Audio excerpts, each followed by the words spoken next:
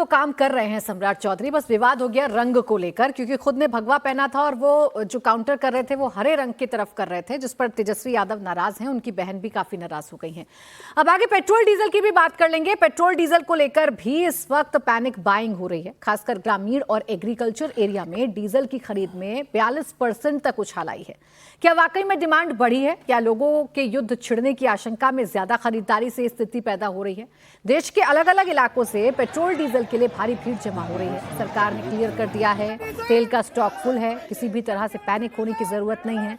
Indian oil ने भी भरोसा दिया है कि देश में पेट्रोल डीजल की कोई कमी नहीं है, लेकिन बावजूद इसके पेट्रोल पंप पर गैलन लेकर लोग पहुंच रहे हैं।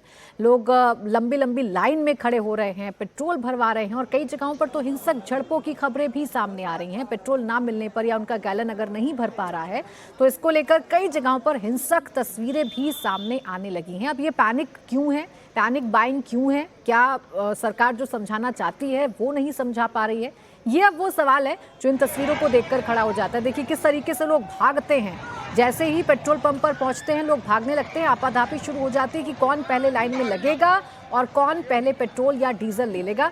अब ये तस्वीरें क्यों हैं हर्षवर्धन जी? क्या ये पैनिक बाइंग क्यों है, मैं ये समझना चाह रही हूँ। जब सरकार कह रही है सब कुछ फुल है, हमारे पास स्टॉक है, तो क्या ग्राउंड पर नहीं समझा पा रही है, लोगों के अंदर का डर नहीं निकाल पा रही है सरकार? नहीं, मुझे सचमुच समझ में नहीं आ रहा है कि ये इसकी इजाज़त कैसे दी जा रही है। ये सीधे सीधे लॉ एंड ऑर्डर का इशू है।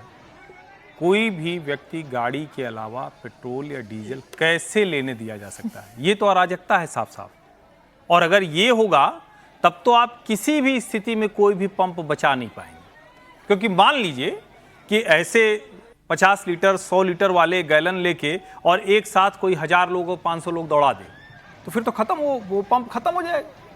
क्योंकि गाड़ी में तो 40 लीटर ही तेल आता है, 50 लीटर आता है। 40 से 50 लीटर की औसत टंकी होती है, जितनी जो आजकल गाड़ियां आती हैं। एसयूवी भी 50 लीटर से ऊपर की नहीं होती।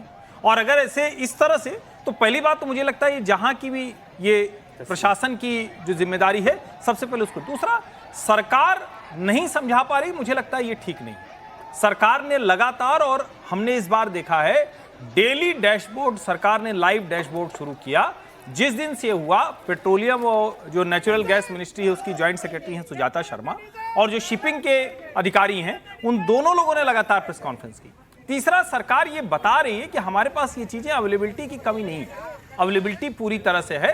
हाँ, अच्छा, ये कमाल इसे शरद पवार जी का पोस्टर लगा हुआ। अब अगर उनकी पार्टी के लोग ये गए हैं तो ये भी अच्छा, ये प्रदर्शन कर रहे हैं कि वो लोग किधर जा रहा है। लेकिन कानून व्यवस्था का ये सीधे मसला है। किसी को बोतल में, डिब्बे में, ड्रम में, भगोने में इस तरह से पेट्रोल डीजल लेने की इजाजत नहीं मिलनी चाहिए। बाकी ये छिटपुट कहीं से आ रही हैं खबरें, हम लोग सामने ही देख रहे हैं। हालांकि वो ऐसी लाइन नहीं दिख रही, तो दूसरे तरह का दिख रहा है। सचमुच कहीं अभी देश में ऐसा नहीं दिख रहा है कि लोग गाड़ी लेके लाइन लगाए हों और 6 घंटे उनको तेल नहीं मिल रहा।